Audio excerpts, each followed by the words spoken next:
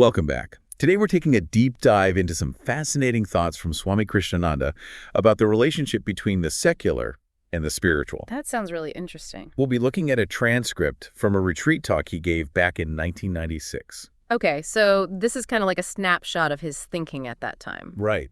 And he starts off by, kind of jumping right into this historical example of this power struggle between King Henry VIII and the Pope. Oh, yeah, I remember that. And he uses this to kind of illustrate this long-standing divide we've created between like the worldly and the sacred. That's a pretty classic example for sure. I mean, it kind of sets the stage for this whole idea of a separation between church and state. Yeah, exactly. And what's interesting is that Krishnananda argues that this whole separation is actually based on wrong thinking. So he's not buying into this idea of two totally separate realms. No, not at all. He emphasizes that humans are integrated wholes. Like we're not these divided beings. Right. So then what does he say about those things that we usually categorize as purely secular? Well, he actually questions whether anything can truly be classified as purely secular. Interesting. So where do we go from there? Well, this leads into his concept of interconnectedness. He argues that we are all part of human society, part of nature. So inherently part of this so-called secular world. Exactly. But then how does that fit with spiritual seeking? He suggests that this connection is not at odds with spiritual seeking at all. Okay. So it's not this either situation. No, not at all. That makes sense. In fact, he believes it's essential to it. But he does critique something he calls baby mind thinking, which he believes can lead to dissatisfaction and a sense of, spiritual emptiness. Oh, interesting. Baby mind thinking. What's that all about? Well, he says it's basically this limited way of seeing things that keeps us from seeing the bigger picture. I see. So it's like we're stuck in this kind of narrow perspective. Yeah. And he argues that, seeing God as above us, society is outside us, and nature is this external thing, creates a very fragmented view of reality. And this fragmentation, he says, is actually the root of a lot of our unease. I can see how that would be. I mean, if we're constantly separating ourselves from everything around us, it's bound to create a sense of disharmony. Right. Exactly. So it's not really about rejecting the world or, trying to escape from it. It's more about understanding our place in it. And recognizing that we're all interconnected. Yeah, that's a pretty profound idea. So how does this connect to spiritual practice? Well, this leads us to Swami Kirshnananda's concept of karma yoga. Karma yoga, I've heard that term before, but... It's this idea that true spiritual activity is actually not separate from our everyday lives. Okay, so it's not like we have to go off to a monastery or something to be spiritual. No, not at all. Yeah. He describes it more as an emanation of being, kind of like how the sun, just by existing, gives life. Oh, I see. So it's about our very way of being in the world. Exactly. But he does make a distinction, right, between ordinary action, which binds us, and divine action, which doesn't. Right. And this raises the question, like, what does that divine action actually look like? Yeah, how do we even know if we're acting in a way that's aligned with our true nature? Right. It's like we need some kind of compass or something to guide us. And this is where I think Krishnananda's ideas about seeing the world correctly become really important. Right, so it's not just about experiencing God, but about perceiving the world in a way that dissolves the artificial boundaries we've created. Exactly. It's about seeing through those limitations of baby mind thinking. That makes a lot of sense. So how does he talk about achieving this kind of clear vision? Well, he talks about this state of profound communion called samadhi. Samadhi, like a state of deep meditation. Yeah, it's where the distinction between the subject and object kind of dissolves. Yeah. Wow. That sounds pretty intense. He actually uses this really vivid image of molten steel entering one's being to describe it. Molten steel. Wow. I can't even imagine what that would be like. Yeah, it definitely sounds transformative. And, here's where his message starts to feel really personal.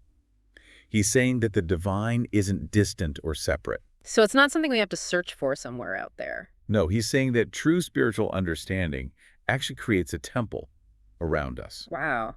So we're carrying that sacred space within us wherever we go. Yeah, and this allows us to experience the sacred in everyday life, in everything we do. And he actually reinforces this point by referencing a story from the Mahabharata. Oh, the Mahabharata. Yeah, it's the scene where Krishna reveals his cosmic form. Right. And that shows that the entire universe is present within him. Yeah, exactly. And so it highlights this idea that the divine is present in all things, even the seemingly mundane. So it's not about escaping the world, but about seeing the world differently. Right. It's about recognizing the interconnectedness of everything. I think that's a really powerful message. Me too. And I think it's something that we can all really benefit from contemplating, in our own lives. Yeah. Yeah, I agree. It makes you wonder how our lives would be different if we could truly see the world through that lens. Right. How would it change our relationships? Yeah. How would it change our work? And maybe even just how we move through the world on a daily basis. Right, exactly. It's all very interconnected. And I think that's really what Swami Kirshnananda is trying to get at here. So it's not about rejecting the secular, but about recognizing its inherent sacredness. Exactly. And I think that's a really profound insight. I agree. It's a lot to think about. Yeah, it really is. It kind of makes you think about how much of our lives we spend just going through the motions, you know? Yeah, totally. And Kirshnananda actually talks a lot about the nature of true spiritual understanding, Like, what does it really mean to grasp these concepts? Okay, yeah, I'm curious to hear more about that. So he argues that it's not just an intellectual exercise. Right, so it's not just about reading books or having these deep conversations. No, he's saying it's more like this transformative experience. Yeah. It affects our whole being. That makes sense. So how does he describe that kind of transformation? Well, he uses this analogy. Okay? Yeah. He says it's like molten steel entering one's being. Whoa, molten steel. That's intense. Yeah, it's pretty vivid imagery. I can see how that would be a pretty powerful way to describe a profound spiritual insight. Yeah, it's not just like a change in belief or something. It's this fundamental shift in the way we perceive and experience reality. That sounds really profound. So then how do we get there? How do we cultivate that kind of shift in perspective? Well, he talks a lot about the importance of contemplation and solitude. Okay, so like taking time to be quiet and reflect. Yeah, basically, like stepping back from all the noise and distractions of the world, Hmm. turning our attention inward. I can see how that would be important, especially in today's world where we're constantly bombarded with information and stimulation. Right. It's like we're so used to looking outside of ourselves for answers. Yeah, totally. We're always searching for the next thing that's going to make us happy or give us that sense of fulfillment. Exactly.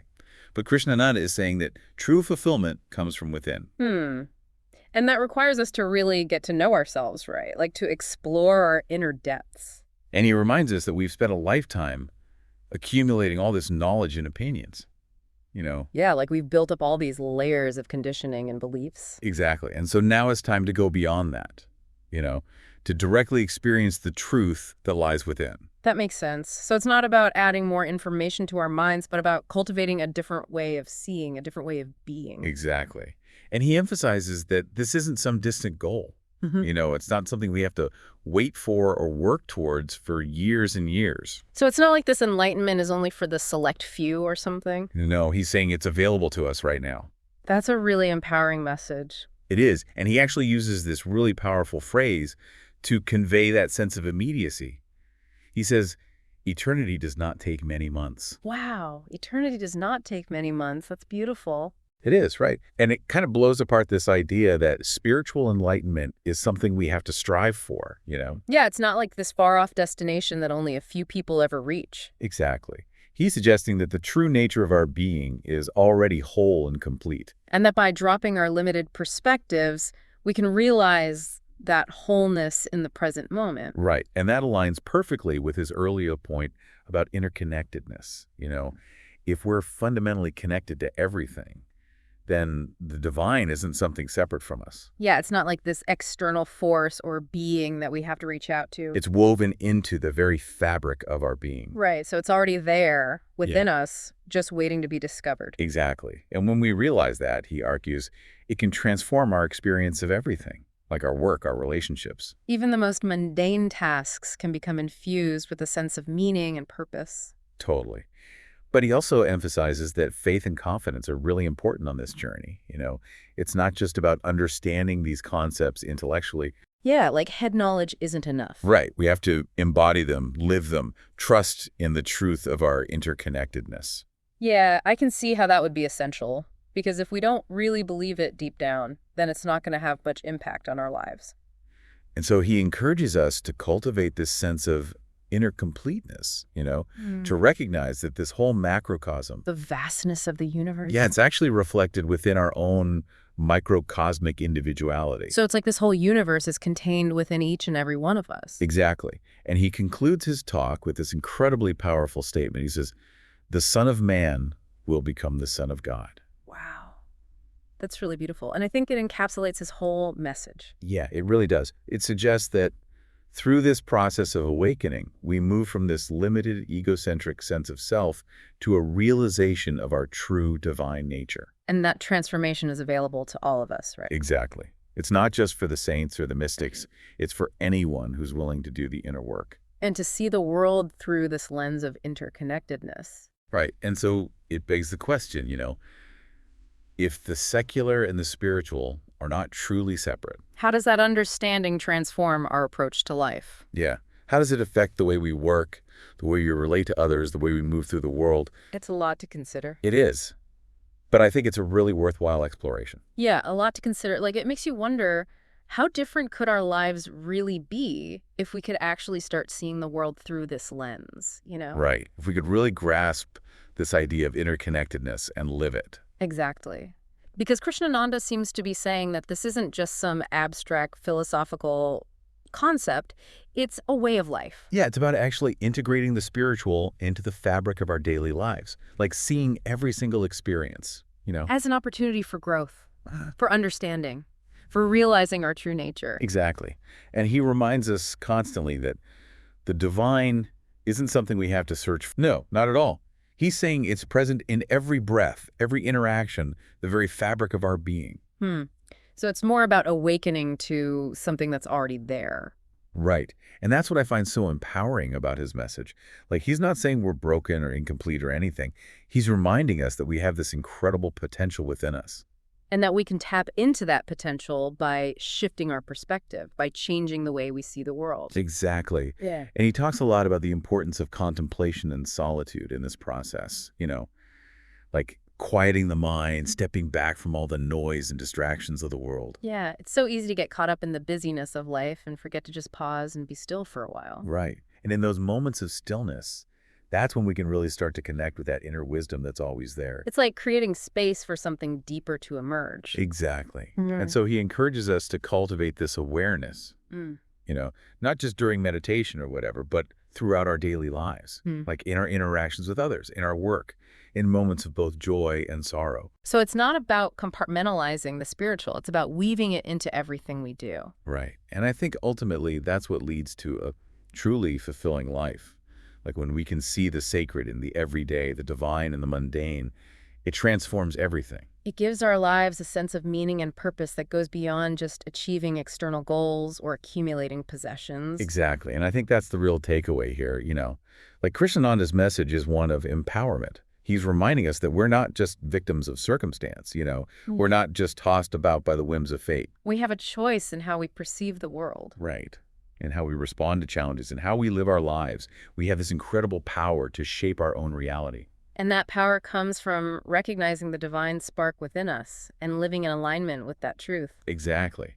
And so this deep dive has been a really fascinating exploration of Swami Kirshnananda's ideas, His perspective on the interconnectedness of the secular and the spiritual is just so profound. And it really challenges us to think about our own beliefs and consider a different way of seeing the world. Right. Like maybe true fulfillment isn't about seeking something outside of ourselves, but about awakening to this divine presence that's already within us. And all around us. Exactly. So we hope this has inspired you to kind of delve deeper into these questions and cultivate your own practice of contemplation and reflection. And to see the world and your place in it with a sense of wonder and appreciation. Exactly. So thank you for joining us on this journey. We hope you found it meaningful.